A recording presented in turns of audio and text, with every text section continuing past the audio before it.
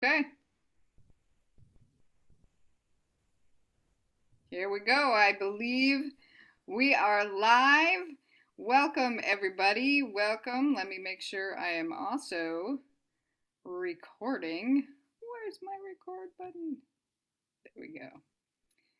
All right. Welcome, everybody. This is Conversations to Raise the Collective Conscious. I am your host, Renee Zukin. And I am so excited to introduce our guest today. I'm going to make sure that everybody can see us live here in Facebook land. There we are. Give us a hello in the comments if you're out there. Um, Thank you for joining us on this cold and dreary Tuesday evening. But we've got a lot of bright subjects to cover today. So, before we go any further, let me introduce our guest today, Miss Tina McCoy. She's here to talk about your life, your choice, leveraging mindset with the law of attraction.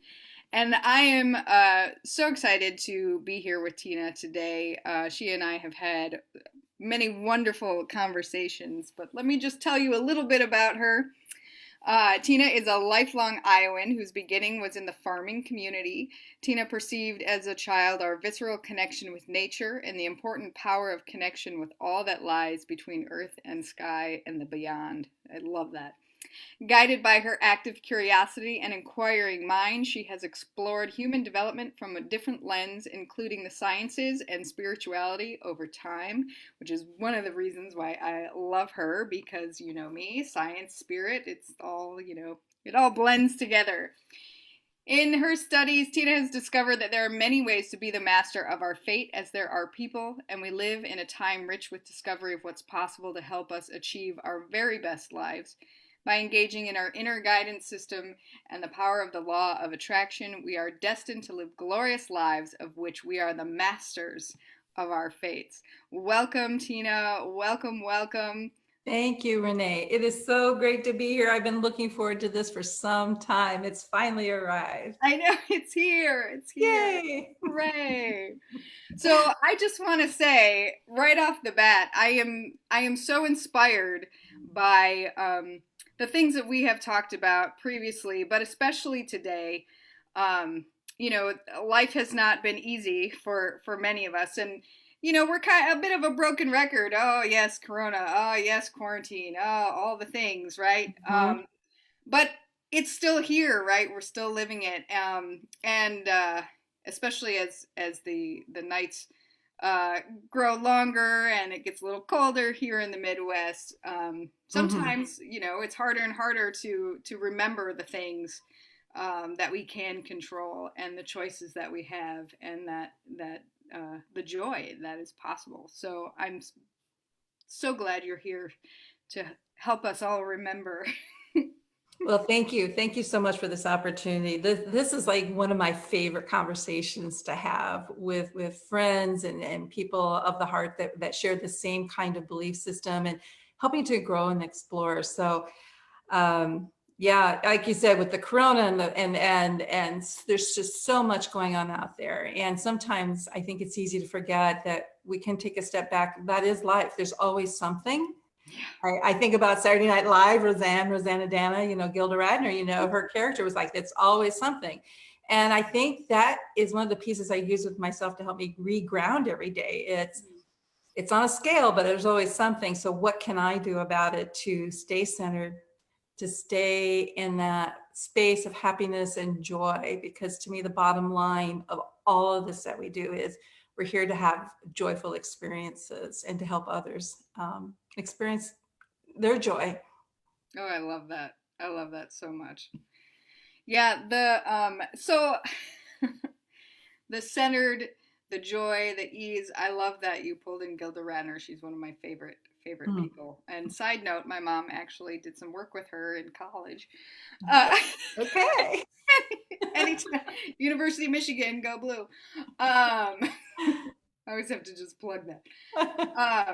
But there is always something, and so this is, as you mentioned, right? It's a scale, but on that scale, um, it really is a good reminder that just because it's a new something doesn't mean that we can't use the same or similar tools that have helped Mhm. us previously or can continue to help us in a new way.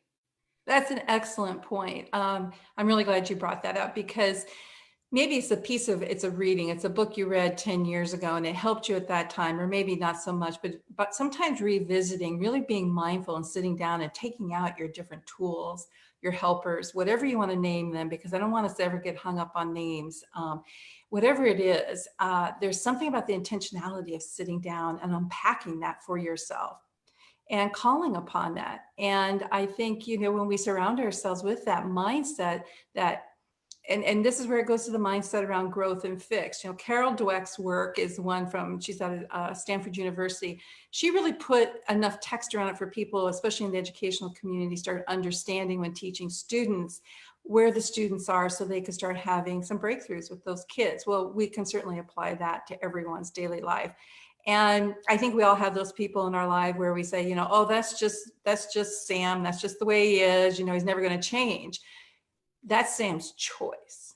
Mm. And also many years ago, I went through training with Department of Human Services about being a foster to adopt family. And it was interesting when I reflect upon that recently, is that choice was one of the major tenets and themes to the training for to-be parents, foster parents, is when you have children who have come from high dysfunctional families and homes, reminding them where they have choice because they've never felt like they had choice. Yeah. And I think in these tumultuous times that we're in, we're kind of maybe feeling a little buffeted about and like, where do we have a choice? Where do we get to decide how our days are going to be?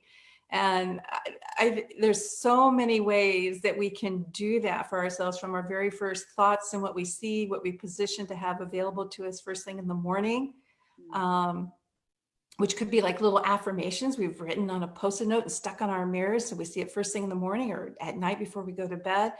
Anything to uplift our spirit. There's no corner on the market on what that needs to be. It's what speaks to you. Yeah. Yeah, I like that. It's not one thing. It's not that you have to go do yoga or you have to go meditate, but whatever works for you, right? I mean, Mm-hmm. those things are wonderful and they have their research based, uh, but, something as simple as that post-it note with a little reminder to just change your frame of mind. Um, Mm-hmm. yeah, that's huge. It's huge. It Uh, is. I would say revisit things too, like you had said, maybe something that worked before or didn't work. Revisit, because we are changing dynamic people, whether we're conscious of it, it's calling that consciousness to it. So that's one of the things I love about Midwest Elevation. It's the collective consciousness, that kind of clarion call, like, hey, at an individual, I need to stand up and look at where I am. Then collectively, how can I contribute to a better day for everyone else? Yeah, yeah, absolutely. Because it is all connected, but that's what we keep, touting here, right? That you have to do the inner work so that, the Yeah. outer work can present itself and make those changes as well. It's not one or the other, um, which is great. So tell me a little bit about daily practice. So you mentioned things like, waking up and having those affirmations, but what Mm-hmm. are some things you do or things that you've learned about having a daily practice that are Mm-hmm. helpful? As I mentioned before, yeah, I have found for me, it does evolve. And I've been curious about lots of things over the years, everything I've been done a lot of reading, a lot of wonderful conversations, putting myself into experiences just so that I could really know what was true for me. And currently, it's a blend of using different meditation apps, such as Deepak Chopra has some, Headspace is one. Insight Timer offers a lot of free opportunities for meditations. Definitely meditate every day. And even if it's just 3 minutes, it's like, right, this is one of the, I think, core themes is right size it for you. It doesn't need to be this.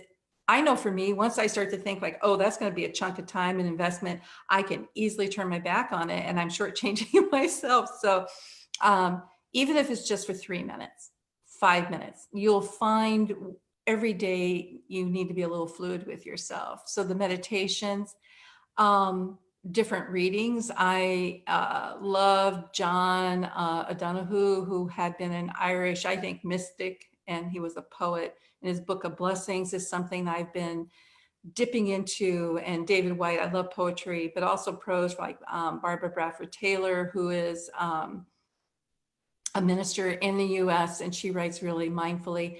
Annie Lamott is a lot of fun to read too. And she's really pragmatic in her observations and what we can and can't do within our life, but also just manifesting for our own happiness. And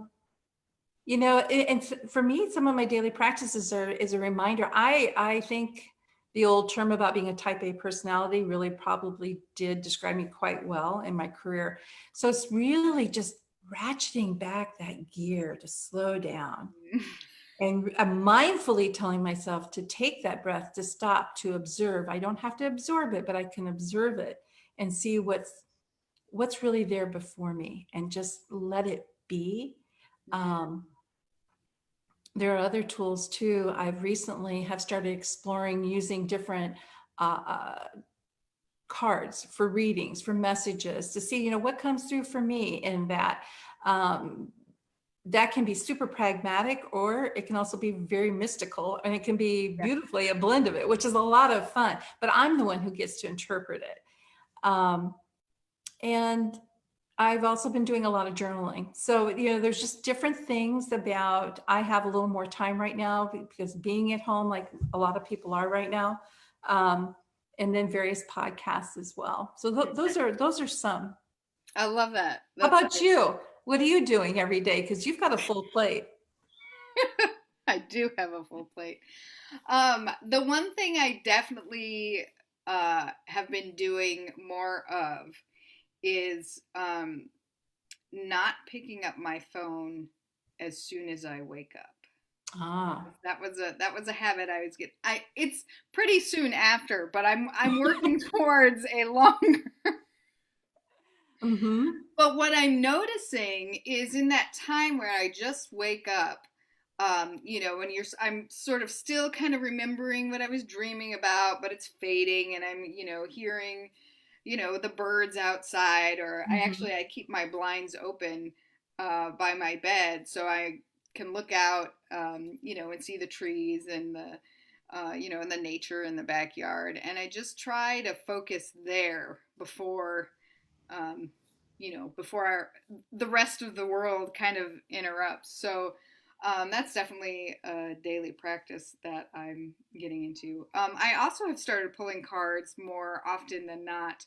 And we had the wonderful Jen Kohler on our series a couple months ago, and she's been teaching me how to interpret better intuitively. Like you mentioned, it's still you and your evaluation of what's happening, or what's being presented. But that's another way too.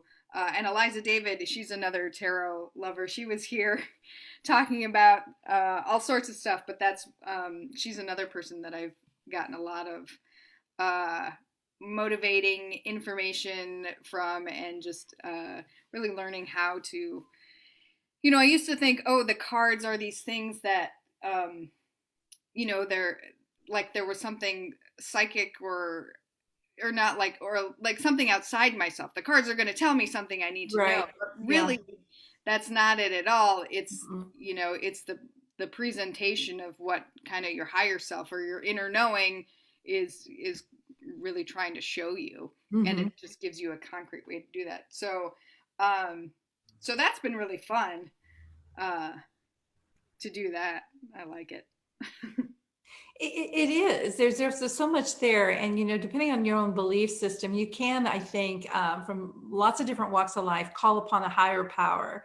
And as I said previously, not get hung up on names, higher power, God, the universe, whatever. I mean, that is a world in which I choose to live within, is a belief there is a higher power that knows far more than I ever will, but I'm a spark of that. And that means I'm a piece of that energy. And I chose to come back here and experience this life. But while I'm here, I'm also making choices about how that experience unfolds. And there was a concept just recently introduced to me that's really just kind of made me step back and pause, because It has to do with, some people think, well, law of attraction, that just sounds like wishful thinking. Yeah. And it's not. You have to frame it, to really understand it, is that the universe is there to serve you. It wants to match your vibration. So if you put what you put out is what you attract. Mhm. And think about that. I think if we're all really honest and we just let ourselves think about the kinds of situations or maybe people or animals we've attracted in our life, they're matching us somehow, or they're there to teach us something. So the concept of contrast has been really interesting to me recently, because on this physical plane, some things do happen that aren't the best and wonderful in our lives, but it's part of this physical existence. And so we get to choose how we will respond or not respond. Mm. And I think there's just that whole level of accountability there that, to me, it was just like a big eye opener, a big wow. And I also think it's big, hairy, and scary for a lot of people too. Yeah. Yeah, for sure. Well, because you think, it's really funny that you just said that, because there's, we do have a lot of control over our lives, even, because we have control over how we respond to the things that we can't control, right? We Mhm. can't control anything outside of us. But having that responsibility of your own life too Mhm. can be scary. Like, oh, well, I'm the one that's going to make or break this. What, it's, you can get caught up in the fear of it, or you can get caught up in the, the wonder and the joy of it, with like, look Mhm. at what I am able to do. Mhm. So that's an interesting balance. It really is. And don't you think too, that's kind of when these tools that we've assembled come in to help us, because I can't think whenever I felt like I had a really clear path of making a decision. So I've always been tried to call upon or be mindful enough to know to seek here, seek there, to help me more or less point to what was probably the better decision. And then you just let yourself go quiet inside and feel it. There's a feeling about it. And it may not always be this really strong bell going off or something, but it might be a gentle tug in your heart, in your soul, in one of your solar plexus, in one of your chakras. But pay attention to that, because I also think too, your ethereal self, tied with your gut, is also going to warn you when something really isn't the best for you. It may be a situation, it may be going or not going to an event, or accepting a certain job. There's something about us as such native creatures, biologically tied to Mother Earth. We do pick up on those really subtle, fine essences, and Western cultures pretty much, has said, you ignore those. It's more around the intellect. But I think we're coming back to trying to embrace everything that we are, so we can make the best decisions for ourselves. Mm-hmm. Yes, using that wisdom both from the intuition and the intellect Yes. combined. Yeah. Oh gosh. And even though I grew up on a farm, and you would think, oh, well, she's really tied to the earth and stuff, it was still such a more do or die proposition, because it was usually weather. I mean, weather dictated almost about everything, and that was so out of our control. And it felt capricious. And so, and lots of times it was. And being around a mindset that this is being done to you. Yeah. And you're right, we can't really control weather, at least not the way we would like to. Is it going to rain or not? Help make the crops grow. But I think um, more the indigenous people still understood our relationship with Earth, to celebrate it, to honor it, to respect it, and understand that there is a really delicate balance there that does need a realignment, that sometimes might seem inconveniencing to human beings. But if you're attuned enough, that's coming, so you're prepared. Right. Oh, that is just brilliant. The realignment, right? Mm-hmm. Yeah. Because you can't get stuck in, well, it's got to be this way, or it has to work, it's only going to work if X, Y, and Z are pulled together. And I think actually that's where a lot of people get stuck with the law of attraction and manifesting, is that they think it's not working because they wanted it to manifest in a certain way, where Mm-hmm. maybe it is actually manifesting, but the Mm-hmm. details and the how and why and how you have to realign a little bit Yeah. as things come. Um, That you is know, so spot on, especially around the how, everything. And that's where I get tripped up personally is yeah, let go of the how. Don't worry about the how. That's not what you need to do. It's really having a deep core belief and faith that the universe wants to meet you and deliver to you what your highest desire is. And desire really plays because that's a really high vibration, positive vibration. And forget about the how, which is really hard for me to do. Very process oriented. So I know we're good with spreadsheets and calendars and let's get the it deep. all in a row. But once you do, and I have to be honest, when I have that longer lens of life, thank gosh, that I can look back on. And I don't know. Have you ever seen the movie The Secret? And John Azaroff is interviewed in there, and he is some very materially wealthy, successful human being, a businessman. And I remember one segment of this movie, he had said that how he had done his vision boards and he did lots of other things and to try and fulfill his dream.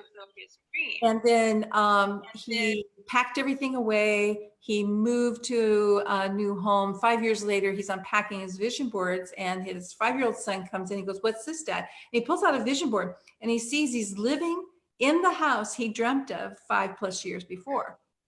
But he let it go, and I think that's it. You have to envision it to a certain degree, and then have belief that the universe will deliver that or better, and let it go. Mm, And mm-hmm. I've seen that in my life, and just even like a home where I am. I didn't visualize the specific home I'm in, but certain things that were super important, like being more in a country setting, being more surrounded by nature, things like that were really important.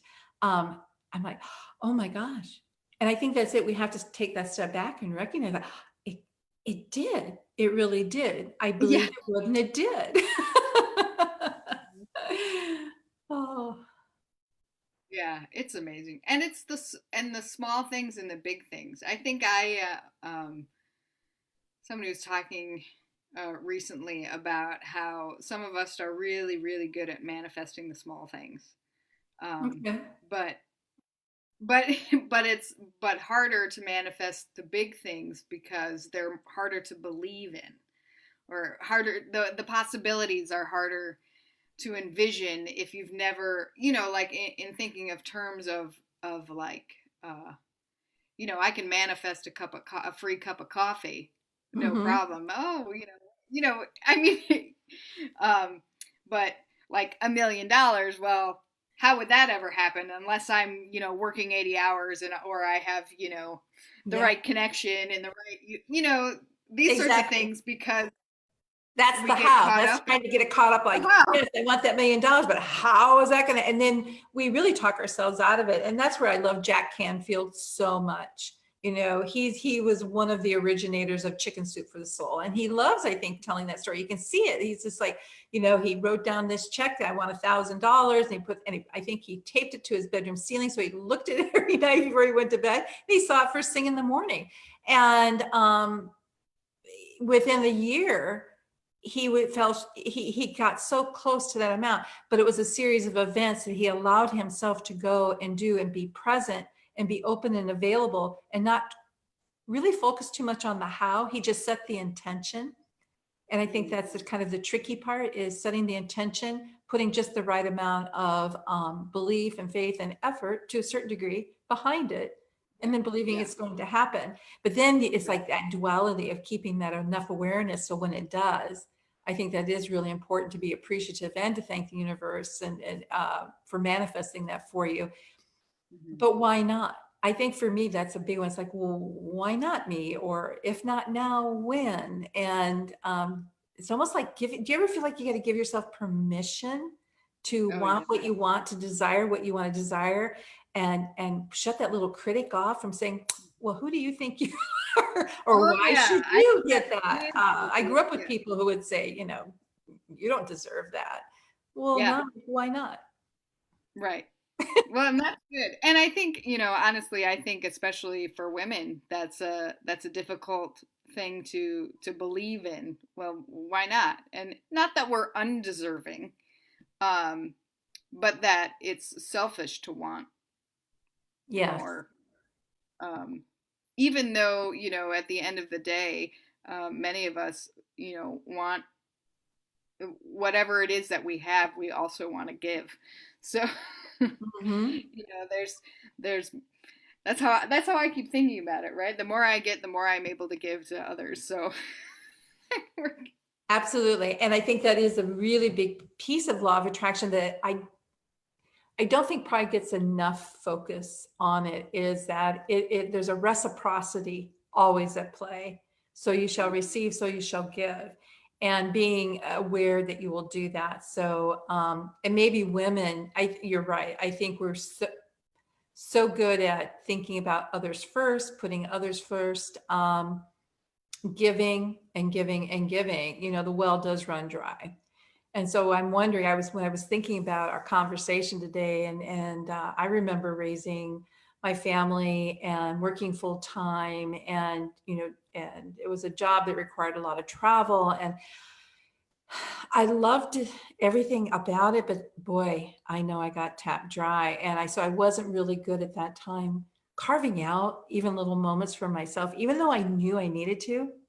But it was still, for me, giving myself that level of permission that it was okay to say, 10 minutes, you're on your own, go take care of yourself, go outside and play, go do something, and go shut myself away maybe for 10 minutes and make it a space that no one would violate. And then there just is something all around that, giving yourself permission to do that. It's an honoring of yourself. It's an honoring. And, I think some people think if they're saying they're going to go pray or something, whatever it is, prayer, meditation, all of that.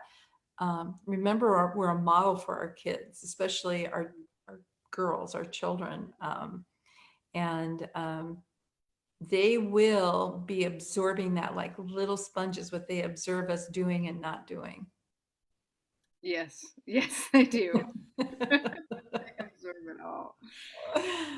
True though. And then, when you take that 10 minutes or more, you're better able to come back connected to your family and your people and um, It's you that know. realignment. It really is. And how do you know if you're aligned?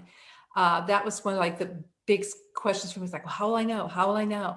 And it's really quite simple. You're aligned if you're feeling at peace, a sense of contentment, joy, satisfaction, happiness. If you're feeling that, you're aligned within yourself.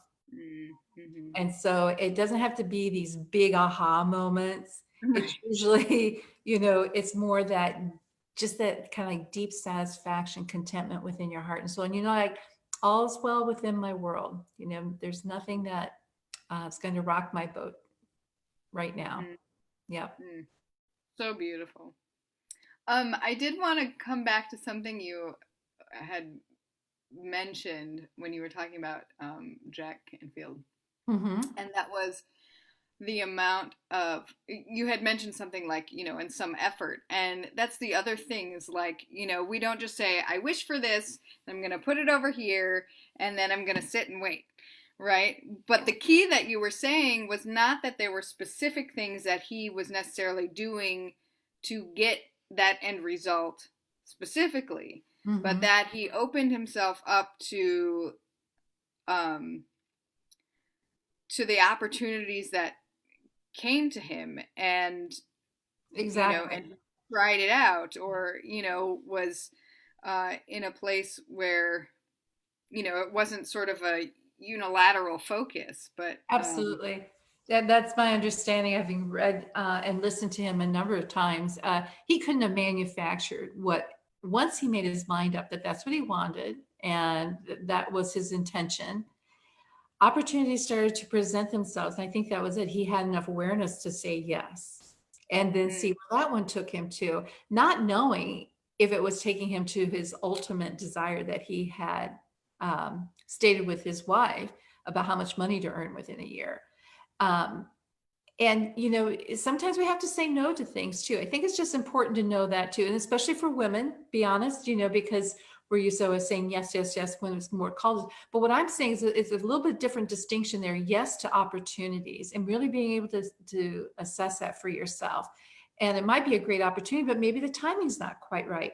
Okay, you recognize that, you put that out there and say, well, it's just not the right time for me. But then maybe something else will clear a path that it does become the right time.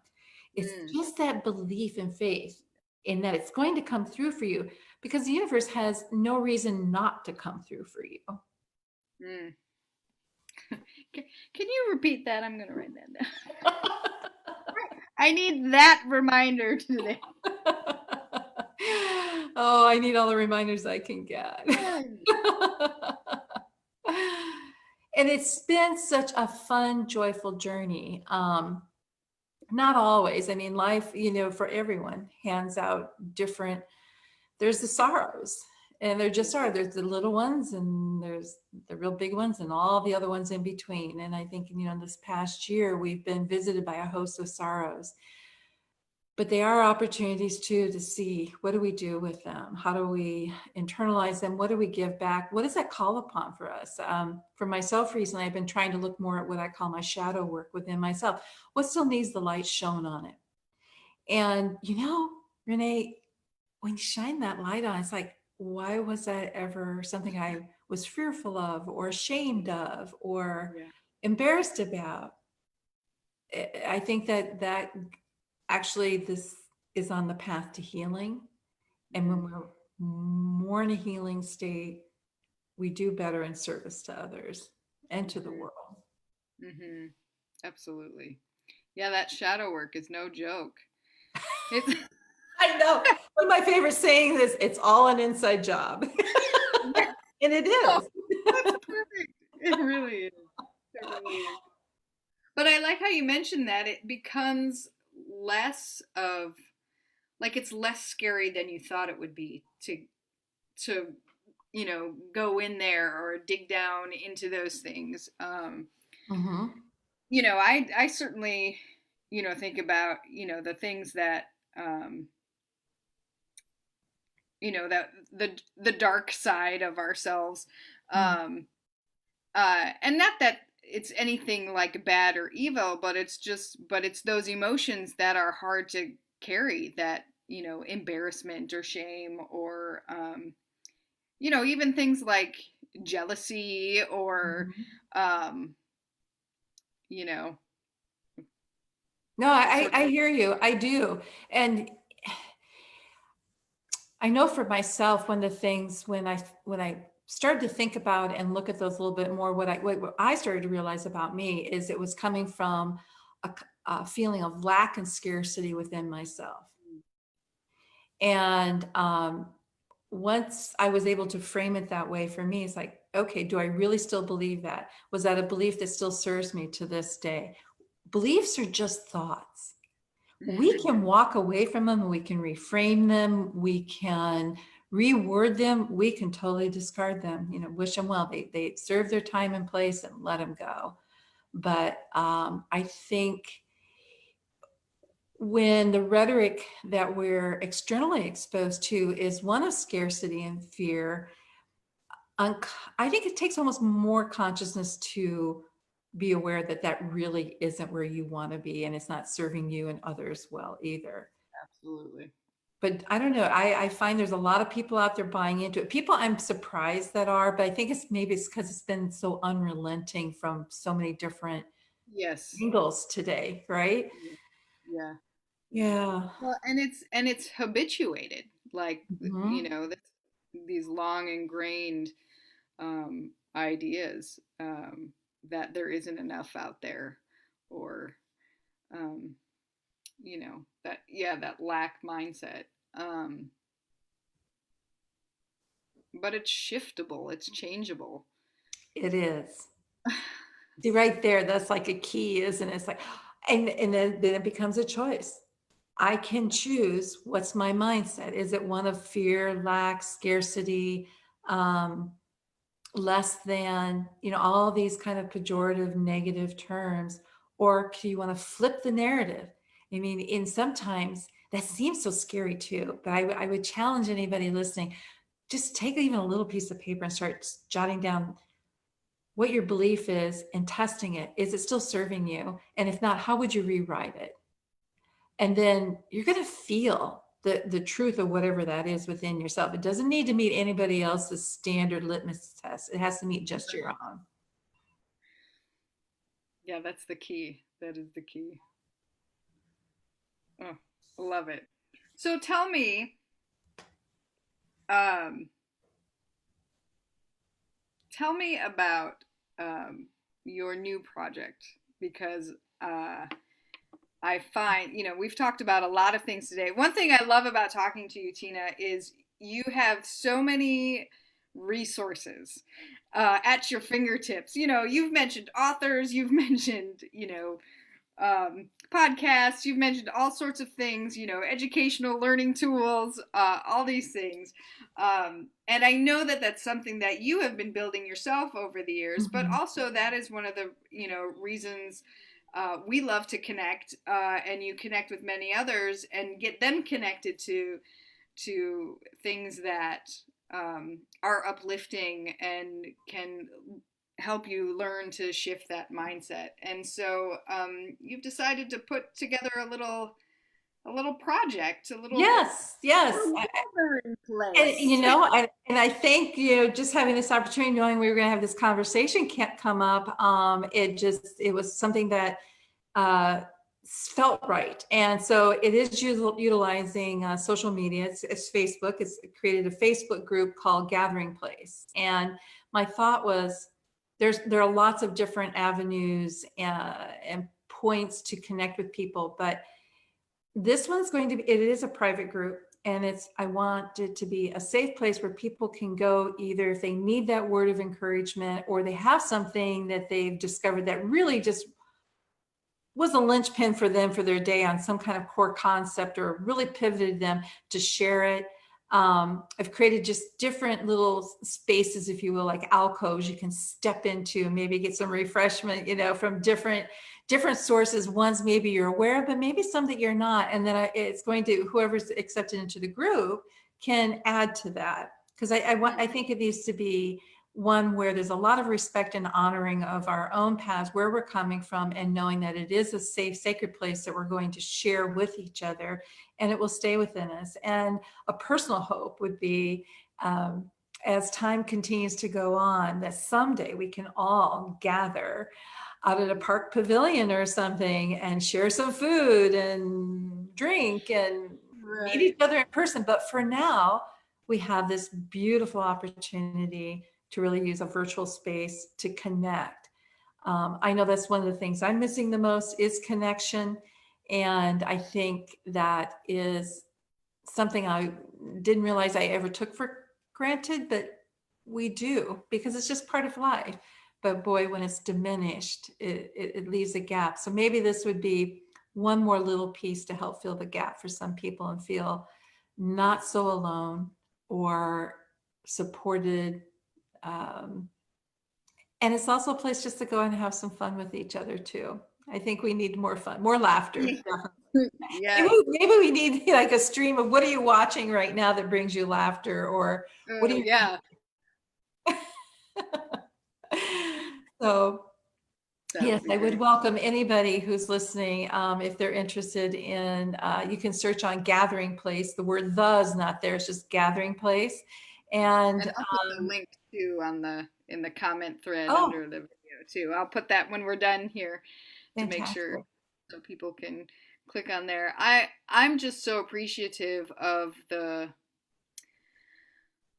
thought of putting a gathering place together. I mean, it is so good. But truly, because I think that having a space, especially if you are newer to some of these ideas, Mhm. maybe you're just hearing about the law of attraction and manifestation, and curious about it, and you have such a wonderful wealth of knowledge, um, that I think it's a wonderful place for people to Mm. start. I hope so. I hope so. And I get just as much from the dialogue and exchange as anybody does. So, um, whether they call it beginner's mind, I operate from beginner's mind always. And then, boy, you can have some wonderful surprises that come up. Mm. Yes, yes. I'm always learning, always learning new things. I didn't mean to throw that Tina McCoy. tagline from that other company in there, but